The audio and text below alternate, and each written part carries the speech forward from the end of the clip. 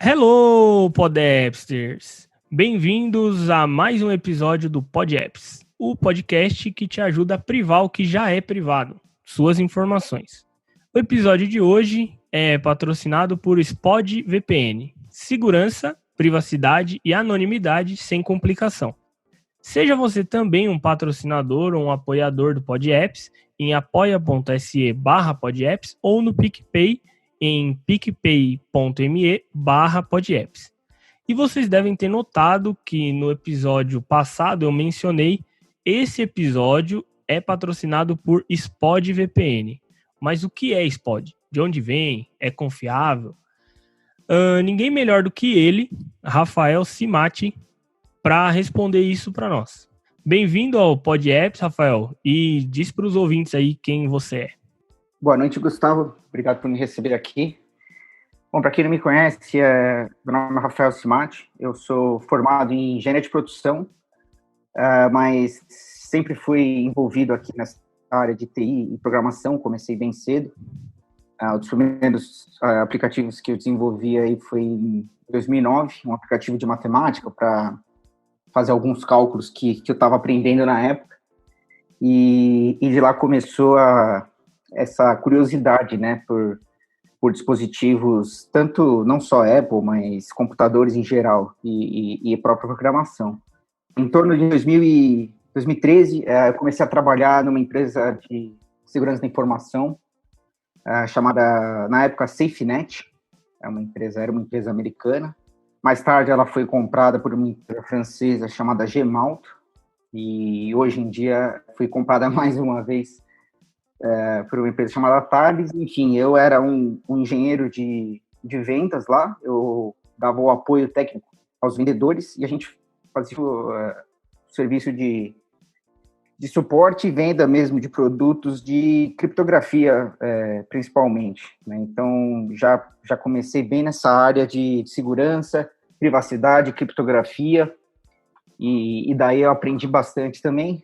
Foi ali em final de 2017, 2018, eu já estava na empresa há fazer 6 anos, e eu vi ali algumas oportunidades para seguir o meu próprio caminho, e foi aí que nasceu a Spod como empresa, né?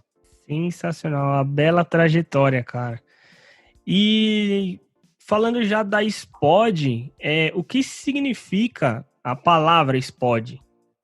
Então, essa é uma história de longa data, né? Lá em cerca de 2011, mais ou menos, a gente ainda não tinha a Spod, né? Eu ainda trabalhava na empresa que eu comentei, a SafeNet. Uhum. Mas começou a surgir um interesse de bolar uma solução para o problema que são as senhas hoje em dia, né? Então, naquela época ainda estava comecinho da história do segundo fator de autenticação, né? 2FA.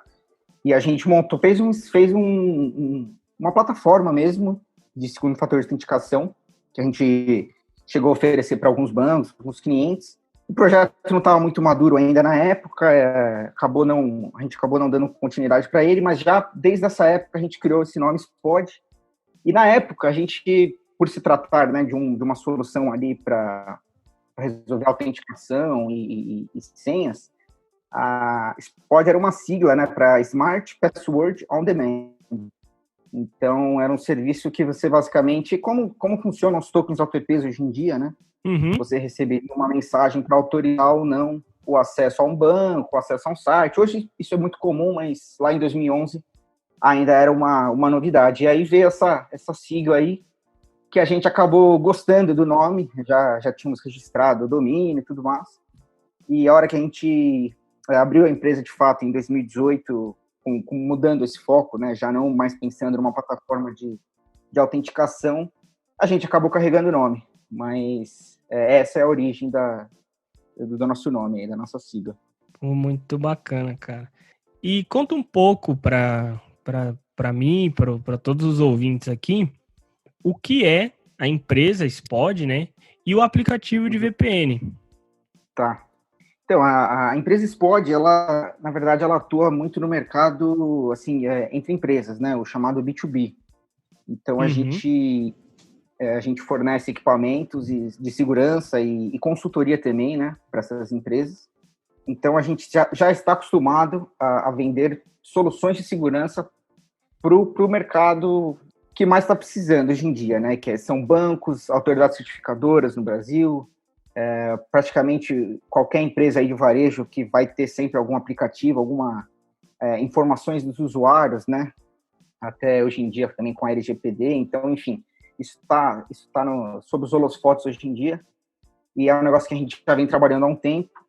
E foi mais ou menos ali por volta de 2017 que a gente, na verdade, eu pessoalmente me dei conta desses rastreadores, da prática que estava sendo feita de rastrear os usuários sem consentimento, né? Sim. A gente vai falar um pouquinho mais dos rastreadores aí. Mas, enfim, tudo começou, na verdade, como um projeto pessoal, né, a VPN, onde eu queria eu mesmo me proteger desses rastreadores. Eu não queria eu ser monitorado, porque é um saco, né? Eu reparava que, pesquisava, sei lá, restaurante japonês no Google um dia, aí na noite seguinte eu estava no Instagram, vinham 3 propagandas japonesas, né? Então, é uma sensação de que você está sendo vigiado 100% do tempo, e foi isso que me motivou, né, a buscar alguma maneira de impedir mesmo que esses rastreadores funcionassem. E, para ser sincero, a ideia nem era, a princípio, criar uma VPN. Né? A ideia era mesmo focada só em proteger desses rastreadores. Uhum. E eu ainda uso, né, um iPhone, então eu já estava procurando uma solução voltada para o iOS, né? Sim. Na época, o iOS, você sabe, tem bastante... Eu não vou dizer que ele é muito seguro, porque ainda há controvérsias. Sim. Mas o Android também é seguro e tudo mais. Mas o fato é que a Apple protege muito, né? Ela tem um processo de verificação dos aplicativos, né, bem mais chato do que a Google, né? E isso até evita que, entre outras coisas, programas de malware, né, etc. Sim. Mas, enfim, com as proteções que ela oferece ali no sistema operacional, não foi possível interceptar as chamadas, né, que fossem para rastreadores, para bloqueá-las. E foi aí que eu tive a ideia, né, de conseguir fazer isso através de uma VPN, porque foi basicamente o pensamento. Se eu não conseguir bloquear, né, essas requisições voltadas a rastreadores diretamente no aplicativo, diretamente no programa, eu posso bloqueá-las depois que elas saíram do celular, mas antes delas chegarem no próprio destino. Então, de maneira efetiva, estou bloqueando o rastreador, ele não recebe suas informações, e foi uma maneira ali de conseguir fazer isso em dispositivos móveis, principalmente no iOS a princípio. E aí ainda, né, fomos presenteados com um bônus aí que a VPN intrinsecamente já oferece uma segurança, né, já é uma criptografia, uma camada a mais de criptografia na sua conexão de internet. E, além disso, ela também não revela sua IP, né, para os sites que você visita. Então, na verdade, foi uma combinação perfeita ali que surgiu mesmo de uma necessidade de fazer o bloqueio dos rastreadores, né? E aí casou bem e acabou virando esse projeto. Sim, e já, sem querer puxar muito a sardinha, mas eu já sei que vai dar muito certo, porque grandes produtos nascem dessa forma, né? Eu lembro que o Steve Jobs, os produtos que ele criava, ele dizia que primeiro ele criava para facilitar a vida dele, e se fosse bom e facilitava, ele vendia. Então, basicamente isso que você me falou, eu imaginei ele falando. Você criou para você se proteger desses rastreadores e ficou tão bom que tem que estar no mercado mesmo. Gostei da comparação. Mas é mais ou menos isso. É mais ou menos isso. Eu já falei bastante sobre VPN aqui, mas qual a sua visão, né, sobre o que como ela funciona do lado SPOD da coisa, se a VPN é segura, se ela não é, se vale a pena, se não vale a pena, se ela economiza dados ou não, quais são os benefícios e malefícios? Porque, até puxando um gancho dessa de economia de dados, eu lembro que bem no começo, lá nos primórdios, mais ou menos em 2013 ou 14, eu tinha baixado a VPN Onavo, que depois, muito tempo depois, ela foi comprado pelo Facebook e virou aquele escândalo que o Facebook pegava todo o tráfego das pessoas, porque ela era vendida como economize seus dados. Então você baixava para usar, sei lá, mandar mensagem de WhatsApp e gastava 10 mega. E com a VPN, teoricamente, você gastaria 8, 7, mais ou menos assim. E aumentava a velocidade, tudo mais, fazia milagre o negócio, né? E com certeza convenceu muita gente, inclusive eu, na época, baixei, instalei, usei bastante. Depois que o Facebook comprou, ele acabou comprando o Instagram, WhatsApp, tentou comprar Snapchat por rastrear todo o tráfego que vinha da Onavo. Como que como que fica essa parte da SPOD aí para quem tá ouvindo? Então, inclusive quando a Onavo, né, começou a fazer isso, vieram alguns amigos meus me perguntar, falaram, olha isso aqui, o que você acha desse programa? Ele diz que economiza dados, né? E na época eu achei muito curioso, eu falei, como é que ele economiza dados? E cara, para ser bem honesto, assim, num ponto, né, a criptografia, ela nunca vai produzir menos dado do que entrou. Né? Inclusive, ela tem, geralmente, o que a gente chama de overhead, porque você tem algumas limitações ali da maneira como operam os algoritmos criptográficos, né? Que acabam mesmo deixando os pacotes maiores. Né? Então, você, pela criptografia, você não economiza os dados. O que pode ser feito, né? E o que era feito pela Onavo e vendido dessa maneira, bem marqueteira, né? Uhum. É que eles comprimiam o pacote antes de mandar para o servidor deles. Né? Então, vamos supor que você vai mandar um arquivo lá, um TXT para o site deles, eles zipavam ele antes de mandar. Então, você realmente poderia ter uma economia aí de dados, mesmo após a criptografia. Mas é uma jogada muito mais de marketing do que técnica, tá? Porque a gente, inclusive, a gente usa o protocolo IPsec,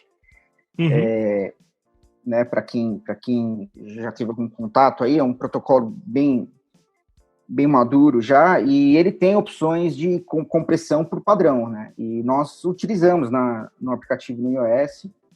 E assim, a grande verdade é que a própria criptografia apresenta um overhead, e ao você compactar o arquivo, você até consegue baixar um pouco, mas é difícil dizer que isso vai ser significante numa conta de 3G, por exemplo, porque de um lado você ganha, do outro lado você perde, né? Quando ela quis vender, ela não olhou para o lado que ela perdia, ela só olhou o lado que ela ganhava e montou a propaganda assim. Mas a verdade no e-crua não é bem essa, porque existe um trade-off aí. Não dá para dizer que vai economizar muito dado através do uso de VPN, não. Certo.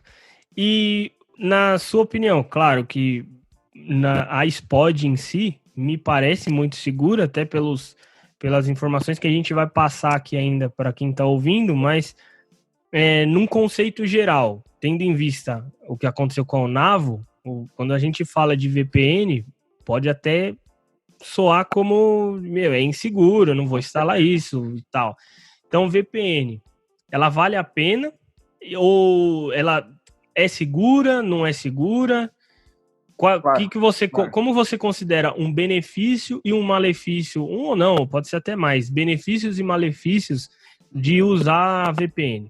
Né? Tanto a SPOD, claro, se a SPOD se sobressai em algo mais que as concorrentes, pode ressaltar aqui, mas de uma maneira geral, além da SPOD, quais são os benefícios e malefícios de quem está buscando ou está com dúvidas referente a usar ou não VPN? Claro. Isso é um fardo, né, que a gente carrega, porque nessa indústria aí de VPNs tem muita empresa com más práticas, tem muita empresa falando que faz uma coisa e fazendo outra. Então, eu concordo com você. Existe até uma certa conotação negativa quando as pessoas falam, porque elas lembram desses casos onde houve um abuso de poder né, por parte da Unavo, no caso, ou do Facebook, e as pessoas podem até tender a ficar com medo mesmo. A gente percebe isso muito quando a gente fala, mas assim, o que a gente tem que entender é que o provedor de VPN, ele ocupa uma posição importante, né, porque os seus dados vão estar passando por ele. Então, seja por má fé ou por incompetência, né, os seus dados podem ser vazados, enfim, serem acessados ou até mesmo, né, monetizados, como no caso da Unavo. Então, é muito de você ter uma confiança mesmo na empresa, e existem alguns detalhes que facilitam também, né? Foi mais ou menos pensando nisso que a gente fez o nosso esquema sem cadastro, né? A gente não tem e-mail de nenhum usuário nosso, nenhum. Então, a gente também enxergou que a gente poderia, ao invés de pedir a confiança do usuário, né, dizer assim, olha, use o meu serviço, eu prometo que eu não falo para ninguém o que você está fazendo, a gente bolou uma solução diferente, né, uma solução inovadora, onde a gente não sabe quem o nosso usuário é. Então, era até isso que eu ia te perguntar, como que vocês conseguem deixar tudo anônimo? Como vocês conseguiram criar esse serviço de VPN e não ter dado nenhum dos usuários? Cara, na verdade é muito simples. O que acontece é o seguinte, na parte da VPN a gente precisa ter algum tipo de credenciamento, até para saber quem é um usuário válido, quem não é, né? Então é claro que há uma credencial, mas o que a gente faz é simplesmente gerar credenciais aleatórias. Credenciais, eu digo o nome de usuário e uma senha, né? São geradas aleatórias quando você instala o app e ficam dentro do app. Então, a gente existe um controle de acesso, lógico, né? Existem usuários no nosso sistema, mas o nome deles, na verdade, é um monte de caractere aleatório e não há nenhum link, nenhuma referência a nenhum nome, a nenhum e-mail, a nenhum CPF, a nada. Isso também foi possível, claro, porque pelo fato da gente usar a própria Apple para processar os pagamentos, né, e de maneira similar a Google também oferece o mesmo serviço, onde eles tomam conta da distribuição, né, do app e fazem também o faturamento. Então eles cobram do cliente, né, e nos informam que foi pagado, mas eles não informam quem pagou, né? Por exemplo, quando a gente recebe usuários novos, a gente não sabe o Apple ID, né, do usuário, a gente não tem nenhuma informação dele. A gente só sabe que existe um recibo válido naquele programa, ou seja, você comprou em algum ponto. Então, foi com isso que a gente conseguiu, e a gente percebeu que era justamente um ponto onde era fragilizada a indústria, né, que era na confiança. Então, a gente quis pegar justamente isso para falar, olha, eu não quero pedir tua confiança, dizer que eu não vou fazer nada. Simplesmente eu não sei quem você é. Né? Um dia você está acessando aqui, outro dia você está acessando ali, além de, claro, a gente não manter log de acessos e nem nada, a gente também não sabe quem é, então a gente não conseguiria relacionar essa informação com nenhum usuário, nenhuma pessoa física, né, de fato. Então, para quem está ouvindo, já percebeu que tem tudo a ver com Pod Apps, né? Porque se tem uma coisa que eu tô pregando aí desde 2018 é a privacidade, a pessoa tentar ser anônima, teoricamente, né, deixar de usar a rede social, e assim, o Spod tem tudo a ver com isso, já que eles não têm e não terão nenhum dado de quem baixar. E para as pessoas que não sabem o que são, ou o que fazem, ou aonde vivem, como funcionam os rastreadores na web, se você puder falar um pouco dos níveis de cada um, as empresas que estão por trás deles, a procura por nossos dados, essas coisas. Passa um overview para nós aqui, o que são e quais são os níveis desses rastreadores. Claro. Deixa eu só voltar rapidinho na sua pergunta anterior, eu já vou responder as duas. Só para não ficar uma lacuna aí, né? Você tinha me perguntado dos benefícios e possíveis malefícios de uma VPN. Sim, claro. E assim, até para quem, de repente, não tem familiaridade, né, com o assunto que está ouvindo aí, a VPN, o que significa uma VPN? A VPN significa que você está entrando numa rede privada de alguém. Né? VPN é uma sigla que significa Virtual Private Network, né? Então, uma rede virtual privada. Então, no nosso no nosso caso, né, você entra na nossa rede, na rede da SPOD, então você se conecta a servidores da SPOD. Tudo que sair do seu celular vai para o servidor da SPOD e não vai direto para o destino.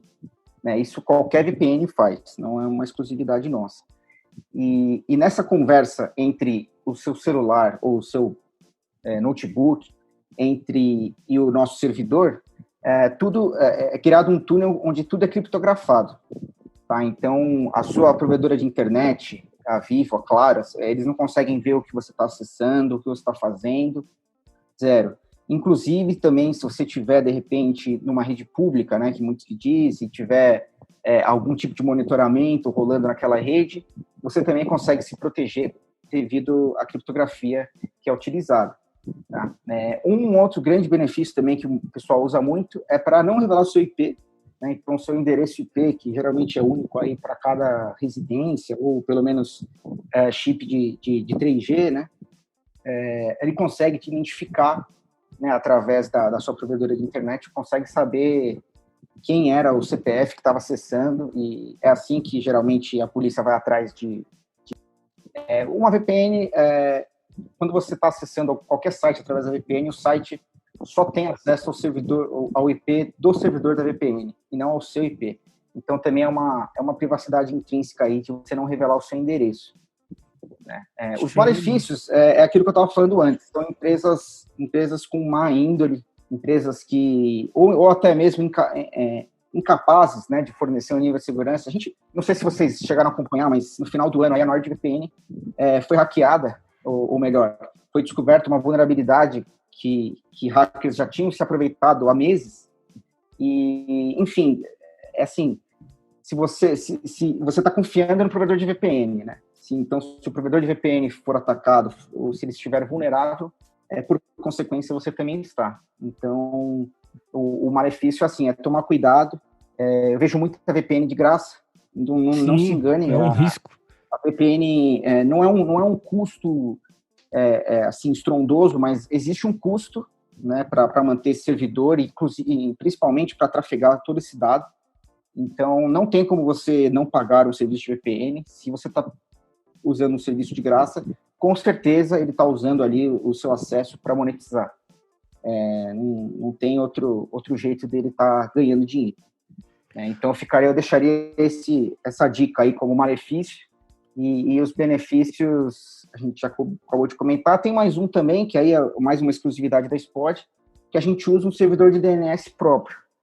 Né? Então, a gente consegue, é assim que os nossos bloqueios funcionam, né? É através do DNS. A gente tem todo o controle das requisições DNS que são feitas. E, além disso, você tem o benefício de você não resolver DNS na sua provedora de internet. Eu não sei se vocês estão familiarizados aí, mas em 2017, o governo americano permitiu que as empresas provedoras de internet vendessem os históricos dos usuários para empresas da área de marketing. Então, no Brasil, não existe nenhuma legislação a respeito disso, mas eu não duvido, né, que a mesma prática seja feita aqui também. Então, ao utilizar uma VPN qualquer que não tenha o servidor de DNS, você ainda vai ter esse ponto de falha, né, que é para você resolver os nomes, né, utilizar o serviço do DNS, que a gente usa sem opção, né, através dos celulares, dos computadores. Você ainda está deixando todas as soluções. O que significa essas soluções? Né? Todos os sites que você entrou, né, a provedora de internet pode não saber o que você está trafegando, mas ela sabe que você digitou Itaú, ela sabe que você digitou iFood e por aí vai. Então, ao resolver essas requisições localmente em nossos servidores, a gente também impede que eles tenham esses dados. Tá? É até uma coisa que a própria Cloudflare lançou recentemente, né? O aplicativo 1.1.1.1, que era só DNS. E agora eles lançaram o ARP Plus para ser a VPN. Então vai ter a criptografia de dados e a parte de DNS deles também. Mais ou menos o que vocês já estão fazendo há um pouco mais de tempo.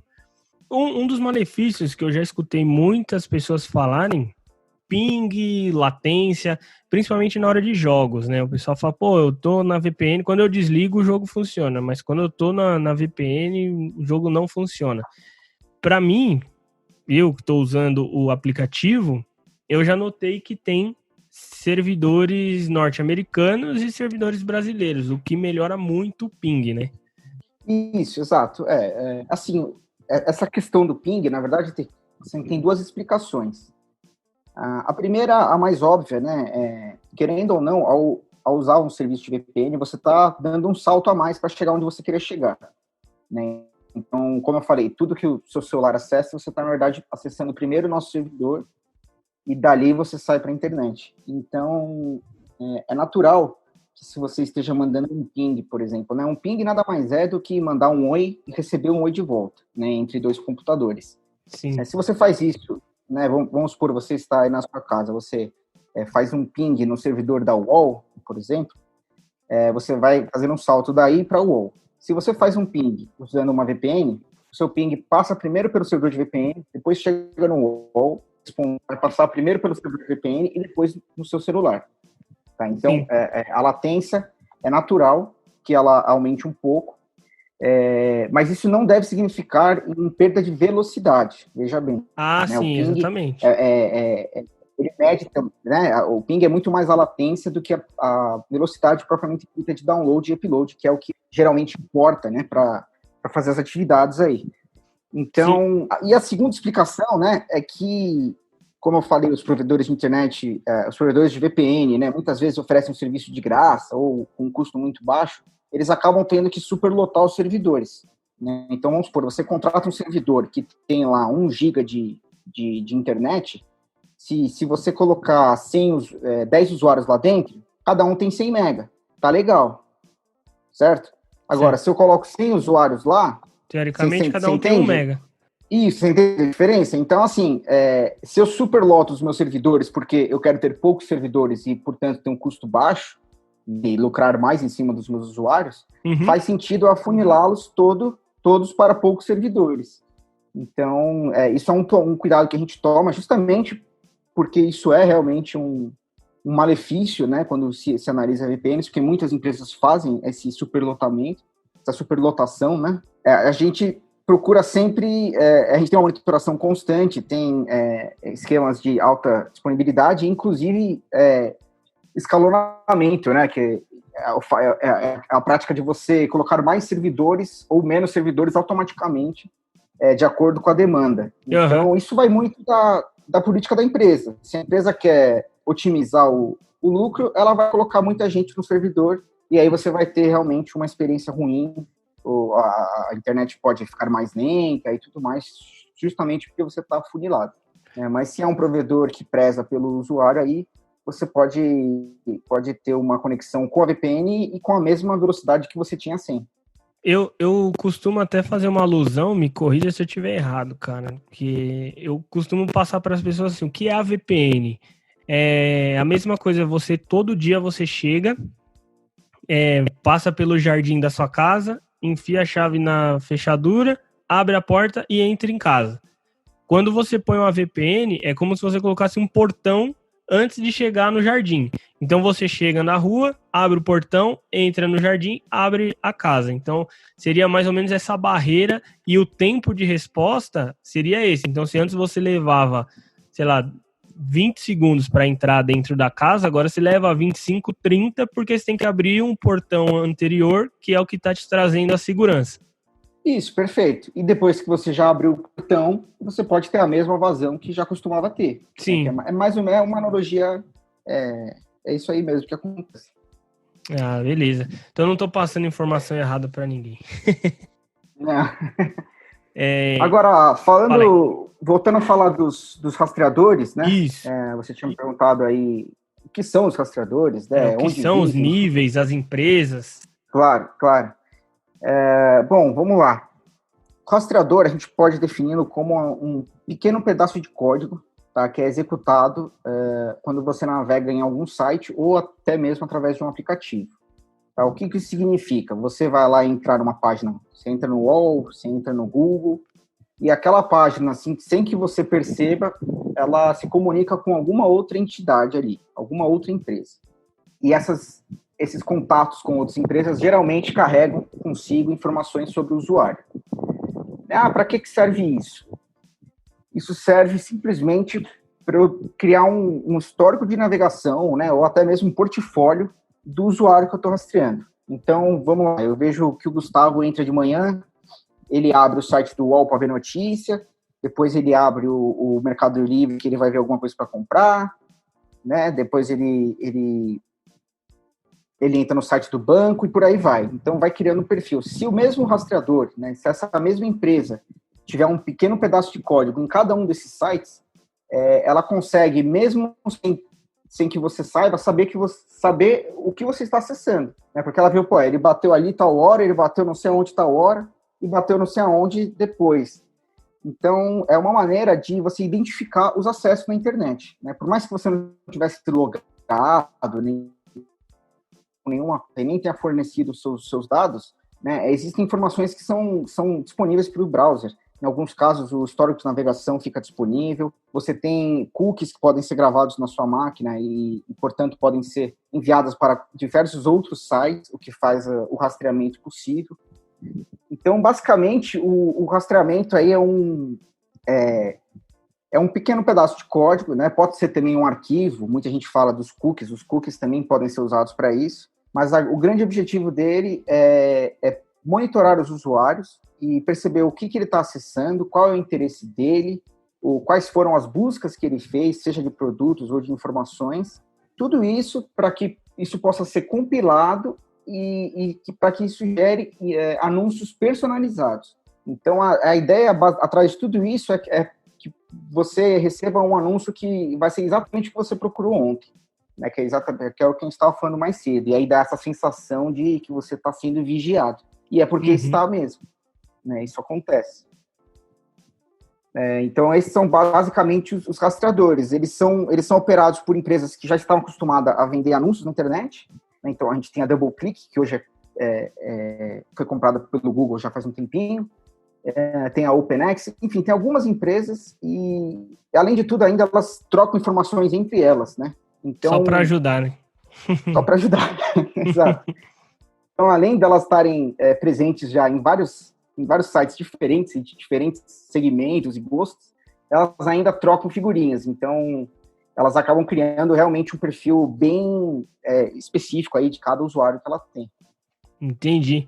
E dentre os serviços, assim, a SPOD, ela não é só VPN, né? VPN e filtro web. O que seria esse filtro web da SPOD? Beleza.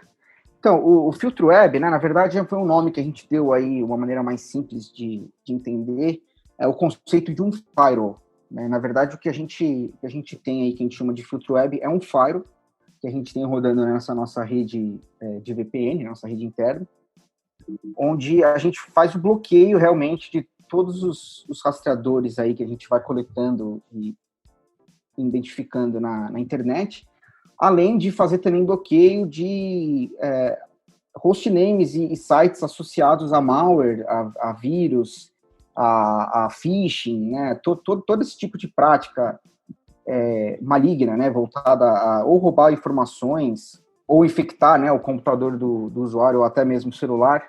Então, a gente, por se tratar de um firewall, a gente consegue fazer o bloqueio de todos esses agentes malignos aí que podem atacar o celular.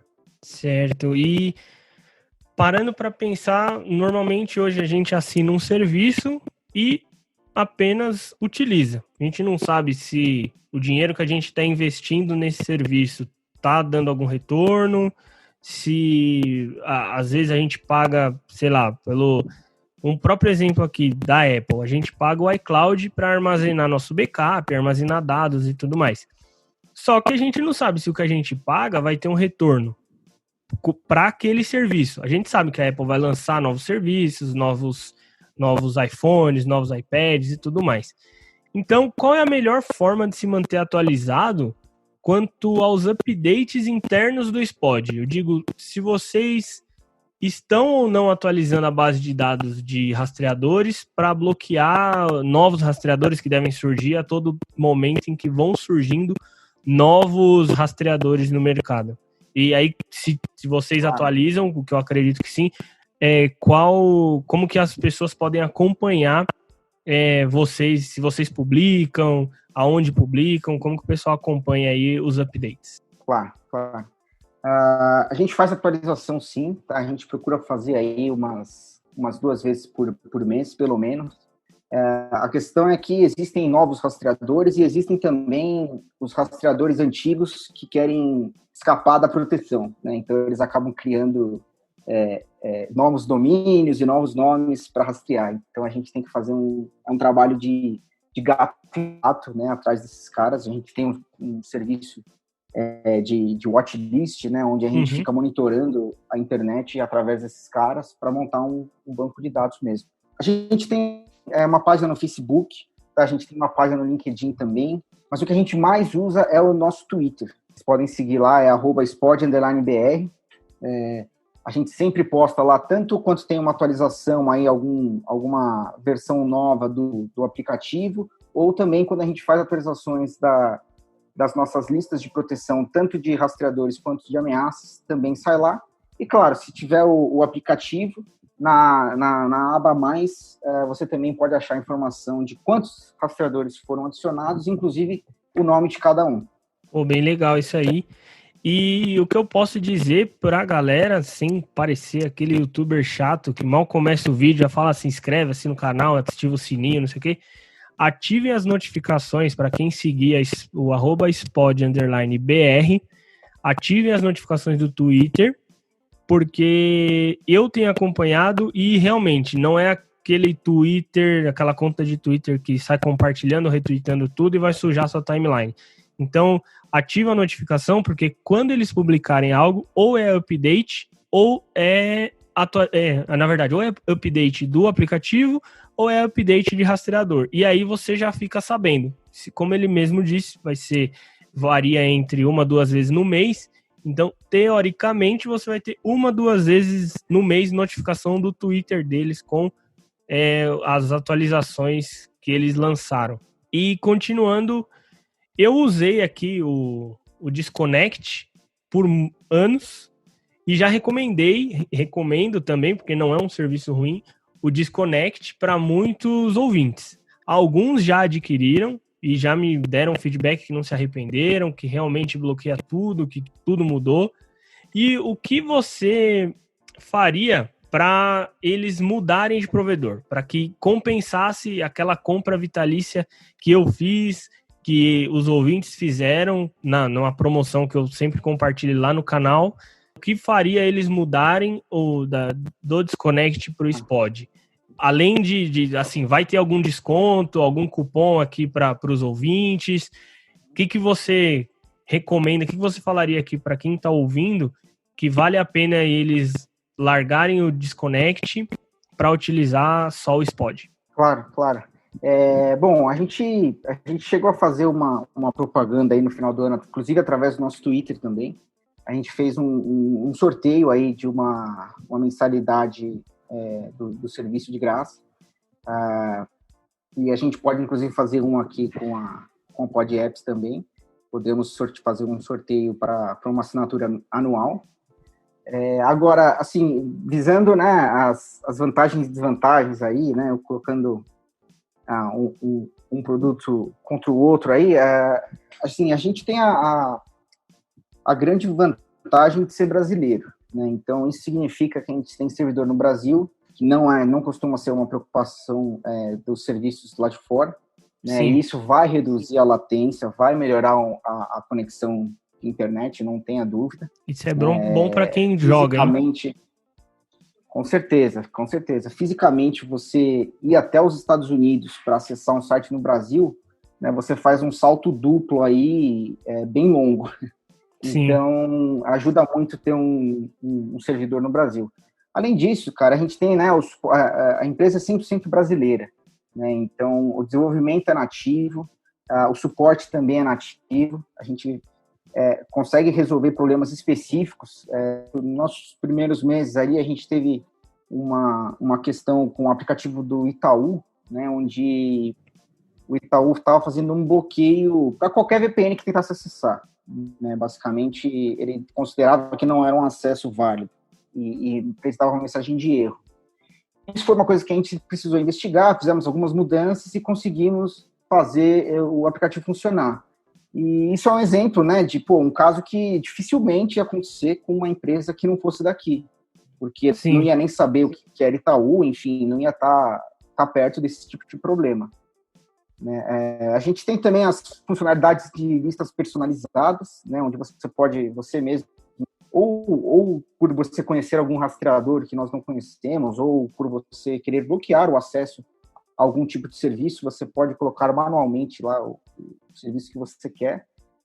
E a gente tem, por ser brasileiro, a vantagem de ter um banco de dados de trackers nacionais, né? Pode parecer que não, mas a gente tem rastreadores nacionais também. O próprio UOL tem um rastreador dele que está na nossa base aí de dados. Então, também acho que é difícil um serviço aí de fora acompanhar esses rastreadores pela falta de visibilidade mesmo, né, que eles podem ter lá fora. Sim. E me referindo, né, à Disconnect em si, é bom lembrar, né, ela é uma empresa americana, então ela vai estar sempre sujeita ali a responder a NSA, a FBI, a toda essa galera. Então, os Estados Unidos é número 1, né, em vigilância. A gente teve aquele caso do Snowden há um tempo atrás, e a gente sabe que se você falar para o americano, mas eles sabem o que você escreveu na mensagem, o americano fala, tudo bem, daí, não escrevi nada de errado.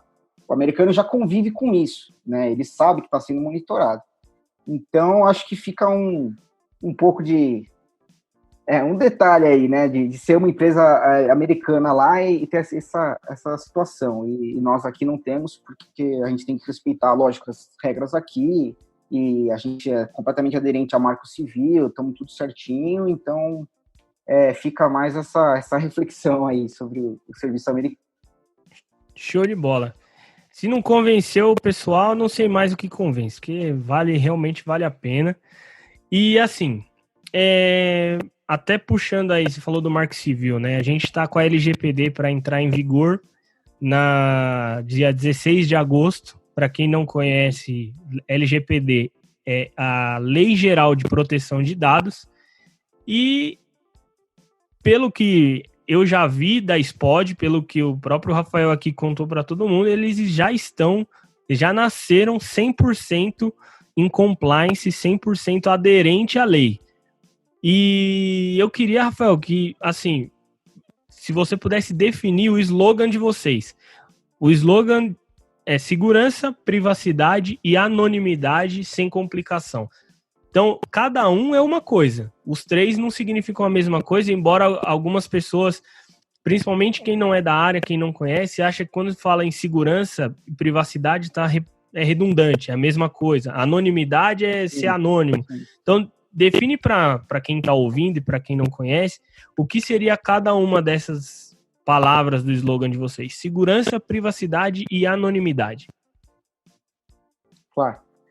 Bom, o conceito mais fácil aí que todo mundo já conhece é a própria segurança, né? Mas é meio que você falou, uma coisa não inclui a outra, né? Então, a segurança, né, pode muito ser confundida aí com privacidade e anonimidade, mas se a gente pensar, existem coisas que dão segurança e não dão privacidade, né?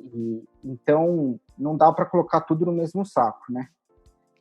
Quando a gente fala da segurança, né, principalmente visando aí a VPN, a gente quer dizer que as suas informações ficam confidenciais, né? As suas informações são cifradas ao sair do celular e ninguém que estiver no meio do caminho vai conseguir ter acesso. Então, quando a gente fala de segurança, é muito em relação à criptografia que existe nesse túnel, né? O conceito agora de privacidade, né? A privacidade ela está muito mais ligada ao conteúdo, né? Ao você manter uma informação segura entre duas ou mais partes, né?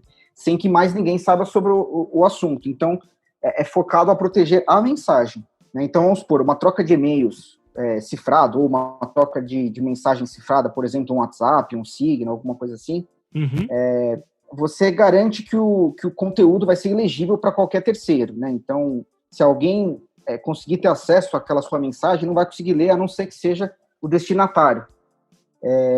Ainda assim, a sua identidade não está necessariamente protegida, né? Pode existir um log lá no WhatsApp que diz que o Gustavo mandou uma mensagem para o Rafael cifrada.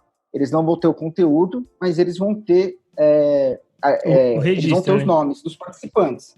Então, isso seria um ponto de você ter privacidade, mas você não tem anonimidade, né? A segurança te provê a privacidade nesse caso, mas ela não vai prover a anonimidade. Né? Um outro exemplo aqui, um pouco menos dessa área, por exemplo, um sigilo de comunicação entre um advogado e um cliente. Né? Os dois sabem quem eles são, os dois trocam informações sem mesmo a segurança, né? Não está nem cifrado, mas existe um sigilo ali onde ninguém mais vai saber aquela informação. Então, isso é um sigilo de privacidade. Né? Então, ficou uma maneira mais fácil aí de separar. E a anonimidade, né, por sua vez, ela está relacionada à sua identidade, a você não ser identificado, né, de ser não discriminado, de ser só mais um. Né, assim, não ser possível relacionar o que está sendo trafegado com a sua identidade. É basicamente isso. E não necessariamente ela vai incluir a proteção do conteúdo da mensagem. Né, aí também, pegando um exemplo aqui fora da área, para ficar mais fácil de entender, né, se você faz uma ligação anônima, por exemplo, para a polícia, né, não há privacidade ali. A polícia sabe que alguém está ligando, todo mundo está vendo o que você está dizendo, mas a sua identidade está não está revelada, né? Você está anônimo. Então, seria um exemplo. Ou, por exemplo, também uma compra onde você não se identifica, uma transação, por exemplo, em Bitcoin, né, onde você também tem a anonimidade. Ninguém sabe quem é, mas todo mundo sabe o que foi feito. Né, então, é mais ou menos isso. A nossa ideia é juntar os três, porque eles vão se complementar, no caso do nosso serviço. Né, não dá para dizer que sempre vai ser verdade isso, mas com as funcionalidades que a gente tem, a gente pode dizer aí que dá segurança, privacidade e anonimidade, e sem complicação, porque, assim, historicamente, o uso de VPN sempre foi para usuário avançado, usuário que sabia mexer em configuração lá do Windows, do Mac, Linux, né? Foi sempre um negócio muito de nicho. E com todos os aplicativos que a gente tem nas lojinhas hoje em dia, ficou muito fácil, né? Fazer um programa que faça tudo isso para você, onde você não precisa configurar nada, não precisa colocar o nome do servidor, não precisa trocar chaves, nem nada. Então, a ideia foi trazer essa segurança que a gente vê muito no mercado de empresas, né? Muita empresa faz uso de VPNs, mas a gente queria trazer um pouquinho disso para o usuário mobile, né? O usuário que está no celular ali, mexendo em casa, ou seja, no trabalho, enfim. Trazer a segurança que as grandes empresas têm para o usuário final. Legal, um pacote completo de segurança aí para todo mundo. Isso, com certeza, a gente não vai achar em qualquer serviço de VPN por aí, não. A gente pode achar segurança, acha privacidade, acha anonimidade, mas talvez não os três juntos num serviço só. Para fechar aqui, eu vi no site, ele tem links para o iOS, para o aplicativo do iOS e do macOS. E vocês têm planos de expandir para o Android, Windows, Linux, qualquer outro sistema operacional que exista por aí? Até o Symbian da Nokia, que já morreu? Tô brincando. O Windows Phone, né? A gente está, na verdade, terminando, já estão em fase aí de testes beta mesmo da versão para Android. Tá? Show de bola. Acredito que nas próximas semanas a gente já consiga fazer um lançamento. Inclusive, fica ligado no nosso Twitter, que a gente vai fazer uma ação aí com algum sorteio para o lançamento do Android.